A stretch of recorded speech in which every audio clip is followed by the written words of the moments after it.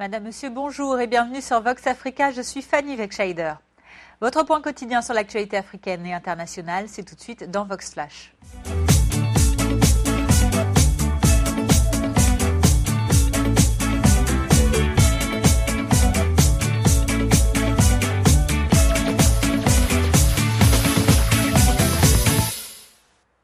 Ouvrons notre journal de ce mardi 29 mars au Mali.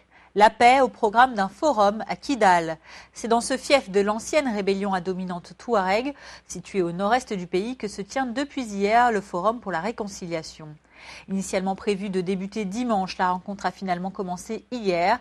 Sans trop de détails sur les raisons de cet ajournement, si ce n'est, je cite, l'attente de Touaregs et Arabes venant de l'extérieur, notamment de la Mauritanie, eh bien, le porte-parole de l'ex-rébellion de la coordination des mouvements de l'Azawad a simplement justifié ce report de l'ouverture du forum par, je cite, des questions d'organisation.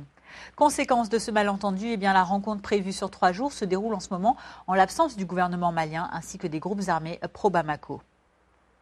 De leur côté, plusieurs diplomates présents, dont le comité de suivi de l'accord d'Alger, préfèrent eux jouer la prudence, estimant qu'il faut réorganiser un vrai forum dans les prochaines semaines afin de préserver ce processus de réconciliation. Malgré tout, les personnes présentes gardent, elles, une certaine espérance dans cette rencontre, malgré l'absence du gouvernement. À mon avis, ce forum est une étape nécessaire, extrêmement importante pour enclencher une véritable paix. Parce que vaut des accords si les communautés se trouvent entre déchirées? Que valent la paix pour l'ensemble des communautés lorsque les communautés entre elles sont déjà divisées? Alors, donc, à mon avis, le forum est, à mon avis, la première étape pour aller vers la paix et la stabilité dans notre pays. L'absence de la plateforme à cet événement d'importance capitale, malgré l'espoir qu'il a suscité chez les populations et la communauté internationale, ne doit pas freiner notre élan dans la poursuite du plaidoyer en faveur de la paix et de la cohésion sociale entre toutes les populations de l'Azawad. Devant cette contrainte, la CEMA se donne l'opportunité d'organiser en son nom une rencontre de concertation interne dans la perspective d'une évaluation de ses activités, notamment la mise en œuvre de l'accord de paix ici du processus d'Alger et la consolidation des acquis des différentes rencontres de réconciliation intercommunautaire. Travailler comme un forçat, c'est l'une des conséquences du chômage galopant au Congo. Dans ce pays où Denis Sassou Nguesso vient d'être réélu président après 32 ans cumulés au pouvoir, la jeunesse n'a parfois que peu de recours contre l'inactivité. Certains travailleurs choisissent ainsi de se tuer à la tâche en plein soleil dans des carrières de sable comme celle de Brazzaville, et ce pour quelques euros par jour seulement. Rencontre. Sur les rives du fleuve Congo, les ouvriers de la carrière Combé enchaînent les pelletés de sable. Malgré la chaleur, ils sont des dizaines à venir travailler pour gagner quelques euros à la fin de la journée. Un métier dur, mais ces jeunes n'ont pas le choix.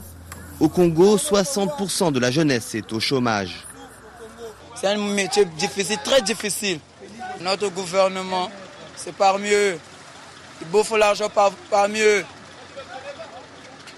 Ne suivez pas des jeunes. Après une semaine d'inactivité à la suite de l'élection présidentielle, il ne faut pas perdre de temps. Mais dans cette petite carrière artisanale, l'activité est saisonnière, rythmée par les pluies équatoriales. Son exploitant, Alfred, regrette le manque de soutien de l'État face aux compagnies nationales et internationales installées au Congo. L'État a privilégié les Chinois, les Socofrons, les grandes entreprises par rapport à nous. Donc vraiment nous sommes rejetés par l'État par rapport à la souffrance qu'on fait. Certains ouvriers sont là depuis des années. Léonie casse des cailloux pour nourrir sa famille, malgré la difficulté de la tâche répétitive. Il n'y a pas le boulot, il n'y a pas d'autres choses à faire. Donc, c'est mieux que tu viennes ici pour chercher les petites pierres comme ça, là, et pour un travail. Dans la carrière, plusieurs ouvriers dénoncent l'accaparement des richesses et des emplois au profit des ethnies du nord du pays, dont est originaire le président réélu Denis Sassou Nguesso. Une plainte reprise par les partis politiques d'opposition qui contestent les résultats de la présidentielle du 20 mars. 378, c'est le nombre de migrants secourus hier. Parmi eux, 132 Africains, 122 jeunes gens, 7 femmes et 3 enfants qui ont été sauvés de la noyade hier en pleine mer Méditerranée par le navire Aquarius, affrété par l'organisation non gouvernementale SOS Méditerranée. Le bateau a ensuite pris à son bord dans l'après-midi 246 autres migrants, secourus eux par un navire des gardes-côtes italiens, l'Aquarius, dont l'équipage est composé de marins, de personnel de Médecins du Monde, ainsi que de sauveteurs, d'infirmiers et d'un interprète, a par ailleurs annoncé qu'il poursuivra l'organisation de ces opérations de secours en mer jusqu'à fin 2016. En un mois à peine, l'Aquarius a recueilli 571 personnes. Restons au nord du continent. Le président tunisien a reçu hier Ban Ki-moon. Le secrétaire général des Nations Unies s'est rendu à Tunis en présence du président de la Banque mondiale, Jim Yong Kim, afin de participer ce mardi à un colloque sur l'emploi. Après l'accueil du chef de l'État, Béji Caïd Essebsi, la journée d'hier a été consacrée à la visite rapide du musée du Bardo. Depuis l'attentat du 18 mars 2015, le musée est un peu devenu un passage obligé des délégations internationales, symbole de la lutte contre le terrorisme. Ban Ki-moon a déposé une couronne de roses blanches et s'est recueilli quelques instants devant la stèle, ce en mémoire aux 24 morts et aux 45 blessés de cet attentat du musée du Bardo, un attentat revendiqué le lendemain par l'État islamique. Un mot de sport à présent. Le Togo se prépare à recevoir ce mardi soir la Tunisie, et ce pour un match comptant pour la 4e journée des éliminatoires de la Coupe d'Afrique des Nations. L'attaquant togolais Emmanuel Adebayor, qui boudait sa sélection nationale depuis plusieurs mois, a rejoint ses coéquipiers pour le match. Il s'est entraîné dimanche et lundi avec les éperviers. De leur côté, les Tunisiens se sont eux entraînés hier après-midi au stade de Kégué à Lomé. Écoutons les deux sélectionneurs, Tom Saintfiet du Togo, puis Henri Kasperzak pour la Tunisie. Ils sont au micro de notre correspondant au Togo, Noël Tadignon. Oh, l'atmosphère est très bien avec l'équipe. On a joué vendredi un beau match, perdu, mais je suis très content avec le niveau de l'équipe. On a créé beaucoup d'occasions et Tunisie n'a pas gagné beaucoup d'occasions. Maintenant, nous sommes récupérés de ce match. On joue à domicile avec notre spectateur dans notre pelouse et aussi le retour de Cheikh Adebayor, c'est plus important. Je pense que nous sommes prêts pour le match. C'est le moment pour parler des rankings et des machins. Je crois que ce qui est le plus important, c'est les matchs demain. Il faut rester bien concentré sur ces matchs. Il faut absolument qu'on pense faire un bon résultat.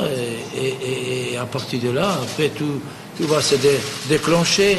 Et le ranking, aussi la qualification, parce que notre objectif, c'est la qualification. Les restes... À l'international, coup de feu au Capitole. Le bâtiment qui abrite le Sénat ainsi que la Chambre des représentants américains à Washington est le théâtre de tir d'un individu. Les coups de feu ont retenti au centre des visiteurs et ont entraîné brièvement le bouclage des bâtiments du Congrès. Selon la police du Capitole, le suspect a été appréhendé et serait en garde à vue. Depuis, le bouclage du Capitole a été levé. En revanche, le centre des visiteurs, qui accueille de nombreux touristes, reste lui fermé. La police continue d'enquêter sur cet incident qu'elle annonce isolé et qui ne présenterait plus de menaces actives contre le public. Les bâtiments de la Maison-Blanche ont eux aussi été brièvement fermés, alors que des dizaines de milliers de visiteurs participaient comme chaque année à la traditionnelle chasse aux œufs de Pâques. Écoutons ces touristes qui étaient présents lors des coups de feu. On était assis à la cafétéria, on allait partir quand j'ai vu un agent de sécurité courir dans le couloir. Je n'ai pas pensé qu'il se passait quelque chose de grave, jusqu'à ce qu'il nous dise de nous mettre au sol et de ne pas bouger. J'ai pas mal paniqué car je ne savais pas ce qu'il se passait. On s'est dirigé vers une issue de secours avec des employés du bâtiment et on est resté là-bas jusqu'à ce que la sécurité arrive pour nous évacuer. La police a très bien géré la situation. Ils étaient calmes et ont rapidement résolu le problème. On est sortis, escortés par des policiers avec des AR-15 et d'autres armes, donc je me suis sentie en sécurité. Tout le monde était très calme. Il n'y a eu aucune panique. Les policiers ont très bien géré la situation. On avait un peu de nerfs à vif, mais surtout parce qu'on entendait sur la radio qu'il y avait eu une fusillade. Et les détails sur l'enquête en cours fournie par le chef de la police du Capitole. Un homme adulte est entré dans le sas de sécurité à l'entrée nord du centre d'accueil du Capitole. Lors d'un contrôle de routine, l'individu a sorti ce qui semblait être une arme et l'a pointé vers les policiers. Un policier a tiré et blessé le suspect, qui a été par la suite pris en charge par le personnel médical. Le suspect a été appréhendé et transporté à l'hôpital pour être soigné. Le suspect est actuellement en train d'être opéré et son état n'est pas connu. Une arme a été récupérée sur place. Selon les résultats préliminaires, nous pensons que ceci est le fait d'un seul individu qui avait déjà fréquenté les alentours du Capitole. Et il n'y a aucune raison de penser que ceci est autre qu'un simple acte criminel.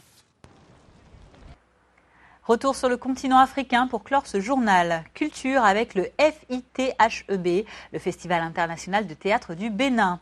À l'occasion de l'édition 2016 de cette biennale du théâtre qu'organise le Bénin, plusieurs directeurs africains de festivals se sont réunis à Cotonou afin de dynamiser le réseau des festivals africains de théâtre. L'objectif poursuivi est de faciliter la libre circulation des œuvres théâtrales sur le continent comme à l'étranger. Et je vous invite à écouter quelques réactions de directeurs de festivals africains de théâtre. Aujourd'hui, nous nous sommes assis autour de la table et nous avons constaté que ces différents réseaux qui ont été créés n'ont pas véritablement fonctionné comme il était nécessaire et on a essayé de comprendre le pourquoi, du comment. Et nous nous sommes engagés ensemble pour que nous agissions chacun de son côté pour que il y ait dans chaque grand festival de théâtre ou dans chaque festival de théâtre par pays africain, il y ait un événement qui permette la rencontre de tous les directeurs de festivals. Donc le prochain se fera à Tunis au mois de novembre, à l'occasion des Journées théâtrales de Carthage, où tous les directeurs de festivals africains seront présents pour qu'on organise une matinée de réflexion sur les modalités pratiques de la circulation de la création théâtrale et artistique de manière générale. Donc tous les arts de la scène aussi, la danse-théâtre, peut-être éventuellement le conte et les autres formes de manifestations théâtrales. Donc dans le monde africain, comment l'idée, c'est la perspective, c'est comment se donner les moyens et créer les moyens. Comment être force de proposition de quoi? Eh bien, de la construction d'un marché africain du théâtre. Moi déjà en 2011, j'avais fait cette rencontre-là à Ouagadougou avec les différents directeurs de festivals, dont le FITHEB, pour dire qu'il faudrait que nous puissions mettre en réseau. Il y a eu le RECAO, soutenu par l'UEMOA, il y a bien d'autres. Mais là maintenant, nous sommes partis sur des éléments très très concrets que les journées théâtrales de Carthage prennent le dossier. Et immédiatement, nous avons une échéance, donc le 16 novembre. Et je pense que de ce point de vue-là, le FITHEB a gagné en réunissant ses directeurs d'événements avec quelqu'un qui nous propose immédiatement un moment de rencontre qu'il va inscrire comme activité de son événement. C'est la fin de ce Vox Flash du mardi 29 mars. Merci à vous de l'avoir suivi. Je vous retrouverai avec grand plaisir demain, mercredi, pour votre point quotidien sur l'actualité. En attendant, passez une excellente journée. À très bientôt sur Vox Africa.